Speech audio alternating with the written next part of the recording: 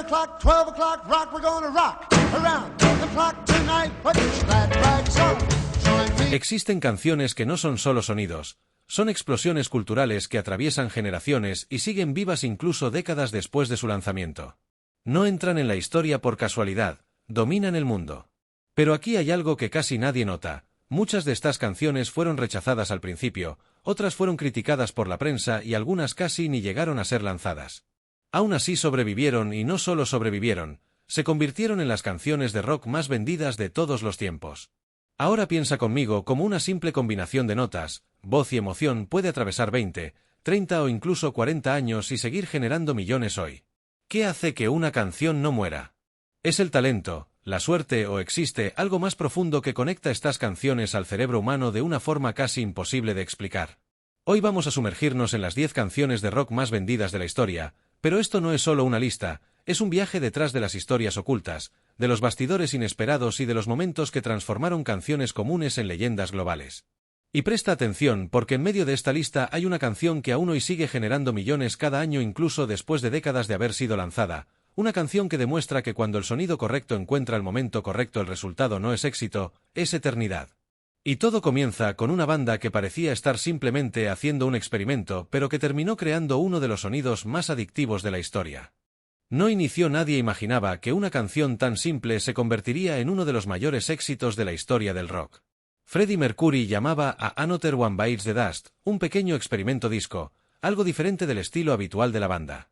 Pero detrás de esa idea estaba el verdadero creador de la magia, el bajista John Deacon, que construyó una línea de bajo tan marcante que terminó definiendo toda la identidad de la canción. Inspirado en el groove de Good Times, creó algo minimalista, repetitivo y al mismo tiempo imposible de ignorar. La base fue grabada con técnicas simples, pero el impacto fue enorme. El resultado fue una fusión perfecta entre funk, disco y rock, algo que en papel no parecía encajar, pero que en la práctica funcionó de forma explosiva. Lo más sorprendente es que la propia banda no esperaba ese nivel de éxito. Pero todo cambió cuando Michael Jackson escuchó la canción detrás de bastidores en un concierto en Los Ángeles y quedó inmediatamente impresionado. Recomendó que la banda lanzara la pista como sencillo, y esa decisión lo cambió todo. La canción dominó rápidamente las radios, llegó al número 1 y permaneció semanas entre las más escuchadas del mundo. Vendió más de 12 millones de copias y acumuló miles de millones de reproducciones a lo largo de los años. Incluso décadas después, sigue siendo una de las canciones más reconocidas de Queen y una de las líneas de bajo más estudiadas en la historia de la música. Lo que parecía solo un experimento terminó convirtiéndose en uno de los mayores clásicos del rock mundial, demostrando que a veces la simplicidad es exactamente lo que crea la eternidad. La historia de Back in Black no comienza como un éxito, sino como una tragedia. La banda AC/DC estaba en su momento más difícil tras la muerte del vocalista Bon Scott, y muchos creían que ese podría ser el final del grupo. Pero lo que ocurrió fue exactamente lo contrario. En lugar de desaparecer, regresaron más fuertes que nunca con la llegada de Brian Johnson. Y fue en ese contexto tan pesado donde nació una de las canciones más icónicas de la historia del rock. Back in Black fue construida sobre un riff simple, directo y extremadamente poderoso, creado durante sesiones de estudio en las Bahamas bajo la dirección del productor Mutt Lange. Nada allí era complicado, pero todo era impactante. La canción no necesitaba exageraciones, funcionaba por su fuerza bruta y la energía cruda que transmitía. Lo más interesante es que, aunque hoy es considerada un himno absoluto del rock, en su momento el sencillo no tuvo un desempeño explosivo en las listas. Llegó apenas al número 37 en Estados Unidos, pero el tiempo hizo lo que la radio no hizo, convirtió la canción en leyenda. El álbum Back in Black vendió más de 26 millones de copias solo en EU. Y se convirtió en uno de los discos más vendidos de la historia de la música. La canción pasó a usarse en películas, eventos deportivos e incluso en grandes producciones como Iron Man, reforzando su estatus cultural. Lo que comenzó como un homenaje al pasado terminó convirtiéndose en un símbolo de renacimiento, mostrando que incluso después de la pérdida es posible crear algo eterno. Back in Black no es solo una canción de rock, es una declaración de supervivencia y poder. Wind of Change no nació como una canción común, sino como un reflejo de un momento histórico real. A finales de los años 80, el mundo estaba en plena transformación, y Europa vivía una tensión política que estaba a punto de cambiar para siempre. Klaus Mann, vocalista de Scorpions, captó ese clima después de una presentación en Moscú en el Festival de la Paz. Allí sintió algo diferente en el aire, una sensación de cambio, de esperanza y de libertad a punto de surgir. Fue en ese contexto que comenzó a componer lo que se convertiría en uno de los mayores himnos de la historia del rock. La famosa introducción con silbido no fue solo una elección musical, sino una firma emocional que transmite calma antes de la tormenta. Cuando la canción fue lanzada en 1991, el impacto fue inmediato. El mundo estaba presenciando la caída del muro de Berlín y el fin de la Guerra Fría, y la canción terminó convirtiéndose en la banda sonora no oficial de esa transformación global. Vendió más de 14 millones de copias y fue adoptada por millones de personas como símbolo de libertad y cambio. Lo más curioso es que la canción nunca fue planeada como un himno político, pero terminó superando el propio propósito de sus creadores. Con los años surgieron teorías que decían que tuvo influencia directa en eventos históricos, algo que la banda siempre negó con humor, pero también con orgullo, reconociendo que la canción capturó un momento único de la humanidad.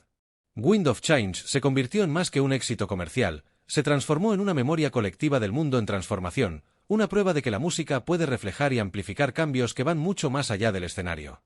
Living on a Prayer Now è apenas una música dos anos 80, è un retrato emocional de sobrevivencia. Criada por John Bon Jovi, Richie Sambora e Desmond Child, a canção nasceu da idea de contar una historia realista sobre persoas comuns tentando sobreviver en medio ás dificultades. Tommy e Gina Nao eran apenas personagens, eles representaban miloes de jovens lutando para manter a esperanza viva. A música foi lancada en 1986 no álbum Slippery When Wet e rapidamente se tornou un fenómeno global. O que chama Tenkao é a construcao inteligente da faixa, que segura o refrao principal até o ase o medio da música, criando unha tensao crescente que explou de forma aínda máis poderosa cando finalmente acontece. O uso do talkbox por Richie Sambora deu á música unha identidade única, tornando-a inmediatamente recoñecível en cualquier lugar do mundo. Na época, o impacto foi enorme na MTV, o que axudou a impulsionar a banda para o topo das paradas. A enerxía da música capturou perfeitamente o espírito dos anos 80, combinando rock de arena como unha narrativa emocional simples, mas extremamente eficaz. Como pasar dos anos, a faixa ultrapasou 14 millones de copias vendidas e tornouse o dos maiores hinos da historia do rock. Oje, non importa onde seja tocada, estadios inteiros cantamen unísono, transformando a nunha experiencia colectiva. Living on a Prayer Now é apenas sobre Tommy e Gina, e sobre todos aqueles que continúan a lutar mesmo cando tudo parece difícil, e tal vez seja por iso que a música nunca perdeu o seu poder. África da banda Toto é daqueles casos raros en que unha música oase nao debería ter existido, mas acabouse tornando eterna. Tudo comecou de forma oase accidental en estudio, cuando David Paich experimentaba sons nun sintetizador Yamaha CS80 nunha intencao clara de criar o hit. Ao mesmo tempo, ideas inspiradas en documentarios e imagens de África comecarán a surgir na súa mente, criando unha atmósfera única que máis tarde se transformaría na base da cancao. Juntamente con Jeff Porcaro, ele construyó unha batida diferente, medio tribal, medio pop rock, algo que fugia completamente do padrao da época. Curiosamente, a propia banda Nao acreditaba no potencial da música. Muitos vían África oase como unha brincadeira interna, algo experimental que dificilmente tería impacto comercial. Mas o destino seguiu o outro camino. Cuando foi lancada, a música comecou lentamente a ganar a Tenkao até se tornar un fenómeno global inesperado. A combinacao de teclados atmosféricos, percusao hipnótica e unha melodía emocional criou unha identidade sonora única. A famosa frase Ibles de Rains Down in Africa nasceu de referencias culturais e relatos que Paich absorbeu ao longo da vida, dando un toque oase poético á música. O que ninguén imaginaba é que décadas depois, África continuaría a crecer en popularidade, sendo redescoberta por novas xeracoes a través da internet e da cultura pop. Oje, xa ultrapasou 15 millones de copias vendidas e permanece como unha das músicas máis recoñecíveis do planeta. O máis impresionante é que unha cancao criada oase semintencao se transformou nun símbolo global de nostalgia, emocao e identidade musical. Bohemian Rhapsody no es solo una canción, es una revolución disfrazada de canción. Cuando Freddie Mercury presentó la idea, no estaba pensando en reglas, ni en radios, ni en límites comerciales. Quería crear algo completamente diferente de todo lo que existía en esa época. El resultado fue una obra de casi 6 minutos, sin estribillo tradicional, que mezcla balada, ópera y rock pesado en una estructura imposible de predecir. Dentro del estudio, la grabación fue extremadamente compleja. La banda utilizó múltiples capas vocales, técnicas innovadoras y diferentes estudios para lograr el sonido final. En aquel tiempo, muchos ejecutivos creían que la canción era demasiado larga y demasiado confusa para funcionar. Pero Freddie insistió, y eso lo cambió todo. Cuando fue lanzada en 1975, el impacto fue inmediato. La estructura poco convencional y la intensa interpretación vocal crearon una experiencia completamente nueva para el público. Y el videoclip, con los rostros de los miembros de la banda iluminados sobre un fondo oscuro, terminó redefiniendo la forma en que la música sería promocionada a partir de entonces. Incluso sin seguir fórmulas comerciales, la canción vendió más de 17 millones de copias y atravesó décadas sin perder relevancia. En 1992 volvió a explotar en popularidad gracias a la película Wayne's World, y nuevamente en 2018 con la película biográfica de la banda, alcanzando a una nueva generación. Hoy es considerada una de las canciones más importantes de la historia del rock y una de las más reproducidas de todos los tiempos. Bohemian Rhapsody no fue hecha para agradar al mundo, fue hecha para romper todas sus reglas. We Are the World no nació como una simple canción, nació como una misión. Todo comenzó cuando Lionel Richie y Michael Jackson decidieron crear algo capaz de unir a las mayores voces de la música en un único propósito. En solo una noche, escribieron una canción que no hablaba de fama ni de amor romántico, sino de humanidad. El objetivo era claro: ayudar a combatir el hambre en África. Cuando el proyecto fue anunciado, el productor Quincy Jones tomó una decisión simbólica que cambiaría el clima de toda la grabación. En la puerta del estudio había un aviso simple, pero poderoso: deja el ego afuera. Y eso fue exactamente lo que ocurrió. Más de 40 artistas legendarios se reunieron en el mismo espacio, incluyendo nombres como Stevie Wonder, Bob Dylan, Bruce Springsteen y Ray Charles.